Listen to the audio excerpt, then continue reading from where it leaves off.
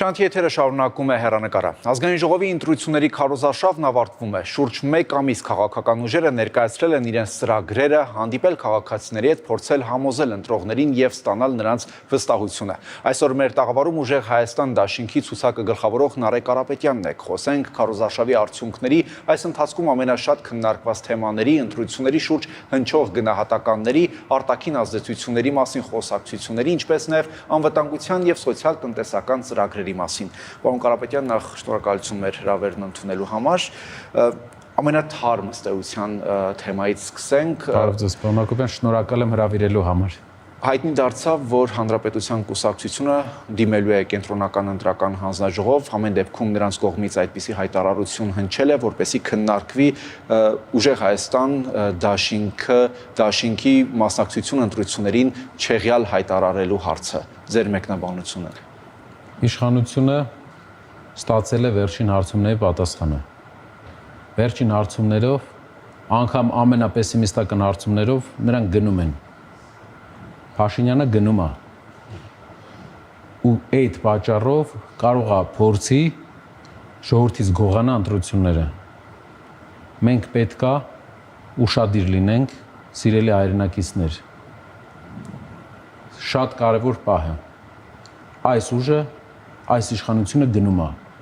եւ փորձելու է տեխնիկական ինչ-որ ձև հնարավոր է փորձի խոչընդոտել ժողովրդավարությունը մեր երկրում։ Առաջի անգամ փորձի խոչընդոտել ուղիղ ձևով այսպես։ Ինչ է անելու ձեր քաղաքական ուժի այս դեպքում։ Մեր ժողովուրդը միշտ իր պատասխանը ունի,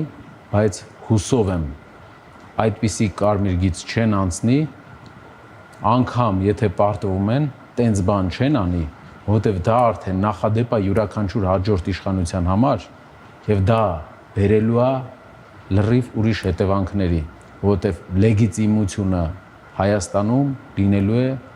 ընդդիմության առաջնորդ ուժի ձեռքը։ Հուսով եմ այս լուրը իրական չէ, այս լուրը հերքվելու է եւ մենք ընտրություններով կգնանք խաղաղ ընտրական process-ներով իշխանապողության։ Ոնց արդեն դուք ասում եք իշխանությունը գնում է, բայց իշխանությունը չի դիմում։ Այսինքն քաղաքացիական պայմանագիր կուսակցությունը չի դիմում։ Պարոն Հակոբյան, երեք բանավեճի ժամանակ իշխանության ղեկավարը կոչ էր անում երկու ուժերի, որ գնան դիմեն։ Դրանից ավելի շատ կոչ էր անում ուղիղ, վարչապետը ասում էր դու գնացեք դիմեք։ Ինչ է դա նշանակում։ Նշանակում է, որ դրթում է, որ դիմեն իր շահերի համար, բայց հուսով եմ, ես գիտեմ, որ հաղորդում ավելի ուշ է դուրս գալու, հուսով եմ, այդպիսի պատմական, ճակատագրական սխալ իրենք չեն անի, որովհետև մեր պատմությունը մի քանի ճակատագրական սխալով մենք եկել ենք այստեղ, եւս մեկ ճակատագրական սխալ չեն անի։ Մարդիկ հոգնել են իրենցից, իրենք սպառել են իրենք անհավասարակշիռ են, չկայուն չեն կարողանում, չի ստացվում իրենց մոտ, պետք է փոխվեն։ Եվ դրա համար տեսնելով հարցումների արդյունքները փորձելու են ինչ-որ բան անել, եթե փորձեն հետևանքների պատասխանատվությունը ես չեմ ուզենա ուղղակի ընտրական process-ից դուրս process-ներ լինեն։ Շատ լավ, գալով քարոզարշավին, որովհետև ըստ էության այսօր վերջին օրն է քարոզարշավի, վաղն արդեն լռության օր է եւ հունիսի 7-ին քաղաքացիները գնալու են ընտրատեղամաս իրենց ընտրությունը կատարելու։ Դուք շուրջ 29 օր հնարավորություն ունեցաք շփվելու քաղաքացիների հետ, ներկայացնելու ձեր ծրագիրը, լսելու նրանց դիտարկումները, հաջողվեց հասցնել այն, ինչ ցանկանում եք։ Կարծում եմ այո, պարոն Հակոբյան, հենց այս քայլերն է դրա հետևանք են։ Կարծում եմ ուղղակի շատ մեծ փոփոխություն է տեղի ունեցել մեր հանրության մեջ։ Մարդիկ տեսել են մեր ծրագրերը, որ ուժը կարող է ապահովել մեր կարիքավոր ընտանիքներին, որ էլեկտրականության գումար չտան։ Մենք ծրագրով, մեր քայլով հնարավոր է 20 օր հետո, այսինքն իշխանությունը կառավարություն ձևավորումից հետո Հայաստանում կարիքավոր ընտանիքները, աղքատության մեջ գտնվող ընտանիքները 600,000 մարդու մասին է խոսքը։ Էլեկտրականության գումար էլ չեն տալու։ Իսկ ով է տալու։ Տալու է լինելու աղքատության հաղթարման հիմնադրամ, որը մասնակի պետությունն է սուբսիդավորելու, իսկ մեծ մասը տալու է հայկական գործար աշխարհը մեր գործընկերները այդ ֆինանսավորումը անելու են։ Ջրի առումով չկա որևէ ուժ, որ կարողանա այդպիսի բան անի։ Աղքատ ընտանիքները 600,000 մարդու մասին է խոսքը։ Ջրի գումարը կարիքավոր ընտանիքը չի տալու է աղքատության հաղթարման հիմնադրամը։ Մինչև մենք աղքատությունը հաղթարենք մեր երկրում։ Սա է ծրագիրը մեր։ Մենք աղքատության հաղթարման այս ծրագրով սա հեղափոխական փոփոխություն է մեր երկրում։ Դա շարունակական ծրագիր է լինելու, թե հնարավոր է այսպես մի քանի ամիս ձեր գործընկերները այդ գումարները տան հիմնադրամին, հետո հասկանան, որ շարունակական։ Իրապես շարունակական ծրագիր է լինելու։ Մենք նախանշած 5 տարվա ծրագիր ունենք։ Եվ Սամվել Կարապետյանը իր կապերով ապահովելու է դա, իր հնարավորություններով դա ապահովելու է։ Չի եղել Հայաստանի պատմության մեջ այսպիսի առաջարկ։ Բոլոր գյուղերում, բոլոր քաղաքներում աղքատ, կարիքավոր ընտանիքների էլեկտրականության վճարը վճարվելու է աղքատության հաղթարման հիմնադրամը։ Ջրի վճարը վճարելու է աղքատության հաղթարման հիմնադրամը։ Իսկ ծայրահեղ աղքատ մարդկանց, ովքեր որ 150,000 դրամից, ովքեր որ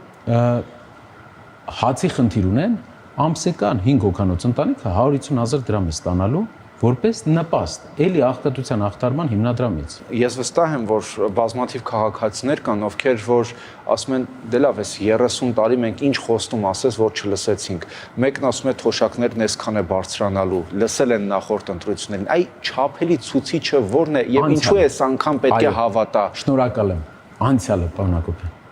Երբ մենք գնում ենք մարդկանց հետ հանդիպելու, մենք ներկայացնում ենք երկու թուղթ։ Գրքույկ,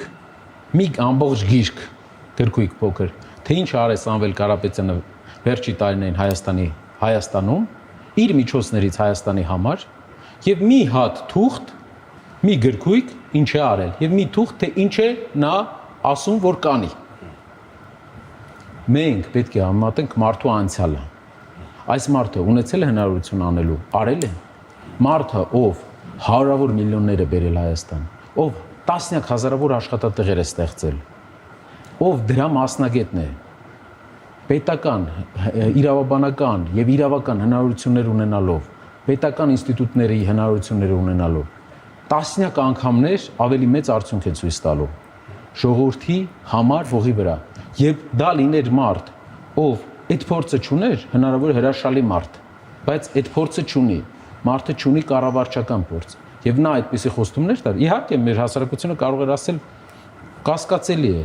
բայց այս մարդը ամենամեծ հայկական ընկերություն ստեղծած մարդն է, եթե ինքը չէ, էլ ով։ Պարոն Կարապետյան, գալով նաև այսպես բուն քաղաքական մասին բավականին շատ քննարկվեց այս քարոզարշավի ընթացքում հնարավոր արտաքին միջամտության հարցը։ Դուք նման միջամտության փորձեր կամ հենց միջամտություն տեսնում եք, թե ոչ։ Պրոցեսների ժամանակ, ընտրական պրոցեսների ժամանակ Հայաստանը, գիտեք, ինչպես եմ ես տեսնում, հայկական սփյուռքի մոբիլիզացիան եմ տեսնում։ Ամեն հանդիպումների ժամանակ մեզ մոտենում են Ֆրանսիայից եկած հայեր, Բելգիայից եկած հայեր, շատ ինձ Ամերիկայից եկած հայեր, ովքեր ասում են զգալով, թե ինչ ջրբաժանի առաջ ենք, որ մեր այլընտրանքը այս պահին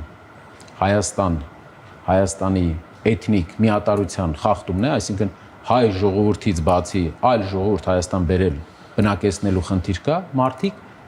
հայրենանվեր իրենց հայրենիքի հանդեպ սիրով գալիս են Հայաստան։ Այլ միջամտություն չկա, ես չեմ տեսել, եթե լինի, մենք ուրախ կլինենք, որ ով այդպիսի միջամտություն անի, օրինակ Թուրքիայի արտաքին գործերի նախարար Ֆիդանը, որ դուրս է գալիս եւ հայտարարում է, որ մենք աջակցում ենք Փաշինյանին։ Այդպիսի աջակցություններ չլինեն։ Մենք պետք է այնպես անենք, որ ոչ մի երկիր մեր երկրի ներքին հարցերին չխառնվի։ Իսկ Ռուսաստանի այս սահմանափակումներին ինչպես է այդ դեպքում վերաբերում նաև այս կոնտեքստում։ Ճիշտը որ ասեմ, լավ չենք վերաբերվում։ Դա դրանից վնասվելու է հայ գործարարը, դրանից վնասվելու է հայ գյուղացին։ Բայց դրա պատասխանատուն Փաշինյանի բանակցային Բայց ասում են այդ կերպ ցանկանում են ձեզ օգնել։ Տխրահռչակ Փաշինյանի բանակցային ձիրքը։ Զելենսկին բերելը ինչ կապ ունի մեր հետ։ Զելենսկին ով է հրավիրել Հայաստան։ իրար 100,000-ներով կոտորել Զելենսկին են։ Ադրբեջանել է գնացել ամեն դեպքում, Այո, պարոն Կարապետյան։ բայց Ադրբեջանը ունի այլընտրանքներ։ Ադրբեջանի տնտեսությունը այլընտրանքներով ձևավորված է, եւ մենք ասում ենք, դու այլընտրանք չես ձևավորել։ Արդյունաբերություն չունես, որ Եվրոպա ապրանք ծախես, Ամերիկա ապրանք ծախես, Մերձավոր Արևելք ապրանք ծախես։ Դեռ մի փչացրու հարաբերություններ այդ որևէ մեկի հետ։ Դեռ չէ, մի փչացրու։ Ստեղծի այլընտրանքներ, որ ավելի անկախ լինես։ Մենք ասում ենք տնտեսական անկախությունը, դա անկախության սկիզբն է։ Եթե քո առևտուրը Հայաստան եկող գումարի մեծ մասը մի երկրից է գալիս, թող չփչացնի այդ հարաբերությունները, մինչև այլընտրանքներ ձևավորենք մենք մեր երկրում։ Այս արդյունաբերական հիմնարկները, որ ձևավորվում են, ինչ է անելու։ Արտահանելու է, որտեղ այլ երկրներ։ Իշխանություններն ասում են, Ռուսաստանն օրինակ ասում է դե ազգային ժողովում օրենք ընդունեցին Եվրամիությանն անդամակցելու։ Ասում է այդ օրենքը երբ է ընդունվել ու երբ են այդ սահմանափակումները կիրառում։ Հետևաբար, արդյոք ըստ ձեզ եւ դուք չեք կարծում, ես ճիշտ եմ հասկանում, որ այս սահմանափակումները կապ ունեն ընտրական գործընթացների հետ։ Զելենսկին կանչելը, սուր ճոճելը, Զելենսկին Հայաստանի մայրաքաղաքից։ Իսկ Զելենսկին է այս հարցում մեղավորը։ Ուղղակի այսպես ասեմ, Զելենսկին մեղավոր չէ, Զելենսկին իր երկրի շահով եկել է եւ եւս մեկ հակառակորդ է ուզում ստեղծի, եւս մեկ հակամարտություն է ուզում ստեղծի, որպեսզի հավասարակշռի իր հակամարտությունը։ Ում հետ որ ինքը հակամարտություն ունի, այդ երկրի հետ ուզում է նոր հակառակորդ ստեղծել։ Բայց մենք իրավունք չունենք, նոր թշնամի տեղ չունենք, նոր հակառակորդի տեղ չունենք։ Ամենավոխերիմ թշնամիները նախկին ընկերներն են։ Մենք տնտեսական նորմալ հարաբերություն ունենք, սուս մնան, քիչ է մնացել։ Իրենք մինչև էդ էլ կարող են ուղղակի վնասը ամեն իրանց խոսքը Հայաստանի տնտեսությանը։ Զելենսկի գալը որևէ օգուտ չկար, այստեղից սուր ճոճելը 100,000-ավոր մարդկանցով իրար կոտորում են։ Մի քանի 100,000 մարդ է մահացել։ Մենք ինչու ենք մտել այդ խաղի մեջ, չեմ հասկանում։ Որն է մեր շահը։ Ինչ որ մի շահ դուք տեսնում եք, պարոն Հակոբյան։ Մեր նպատակը ինչն է։ Դուրս գալ այս քաղաքական հակադրություններից, բլոկային հակադրությունների մեջ մենք չկանք։ Հայաստանը լինելու է բլոկային հակադրություններից չեզոք։ Ինչա դա նշանակում։ Նշանակում է, որ մենք այնպես ենք անելու, որ թե Եվրասիական միության հետ հարաբերությունները թե արևմտյան աշխարհի հետ հարաբերությունները դրական է լինելու եւ մենք բացատրելու ենք մեր բոլոր գործընկերներին, որ մենք փոքր երկիր ենք, մենք սփյուռք ունեցող երկիր ենք, մենք իրավունք չունենք որևէ կողմ գրավել։ Բոլորը կարող են վստահ լինել մեզանից որևէ հակադրություն իրենց չի գնալու, որևէ վնաս չի գնալու։ Դուք խոսեցիք նաև Սփյուռքի ներուժն օգտագործելու մասին, այս օրերին բավականին շատ, այսպես քննարկվեց նաև Ռուսաստանից բավականին մեծ թվով մեր հայրենակիցների Հայաստան գալը եւ դա ասում են պատահական չէ ու կապված է ընտրական գործընթացի հետ եւ նրանք շատերը գալիս են, շատերին ըստ տարբեր ձևակերպումների ուղարկում են, որպեսզի գան եւ ընտրեն ձեր քաղաքական ուժին, ձեր մեկնաբանությունը։ Պատահական է մեծ հոսքը դեպի երկու մասի բաժանենք ձեր խոսքը, գալը։ Մենք տեսնում ենք մասսայական թռիչքներ Եվրոպայից, մասսայական թռիչքներ։ Վրաստանից մասսայական հայերը գալիս են Հայաստան, որտեղ տեսնում են վտանգը։ Մարդը դուրս է եկել եւ Սփյուռքին ասել է, Սփյուռքը եկել է պատասխանի հետևից։ Ասել է ին վրա հույս չդնեք, Հայաստանն ու Սփյուռքը, իրական Հայաստանը կապ չունի Սփյուռքի հետ։ Իր գաղափարը այդ չէր, իրական Հայաստանը 3 միլիոն Հայաստանն է, 10 միլիոն հայությունը չի։ Սփյուռքը եկել է պատասխանի հետևից։ Ինչ է նշանակում։ Այս մեր հայրենիքն է, դու Հայաստանը 3 միլիոն Հայաստանը չի մենակ, դա մեր երկիրը 10 միլիոն հայությունն է։ Եվ մարդկանց հայրենիքն է, նույն մարդկանց, ովքեր հավասար իրավունք ունեն մեր հողի վրա, ինչպես ես եւ դուք։ Բայց քաղաքացիներից մեկը, պարոն Կարապետյան, գործընկերներիցս մեկի հետ զրույցում ասում էր 55 հոգով եկել ենք, թե հետո ինչ կլինի, չի հետաքրքրում, կարևորը Սամվելը ազատության մեջ լինի։ Սա ինչպես եք մեկնաբանում։ Մարդը տեսնելով մեր պայքարը եկել է։ Մենք մենակ շնորհակալ ենք այդպիսի մարդկանցից։ Իրենք մարդը բարձ ասում է, չի թաքցնում, չէ՞, ասում է եւ ամեն մեր հավաքի ժամանակ ես տեսա Ֆրանսիայից մի քանի խումբ մարդիկ, Կանադայից մարդիկ տեսա, ովքեր եկել են հատուկ սրա համար։ Սա Սփյուռքի պատասխանն է, Սփյուռք ուրացությանը։ Արցախը ուրացել ենք, մենք ունեցել ենք եռամիասնություն։ Հայաստան, Արցախ, Սփյուռք։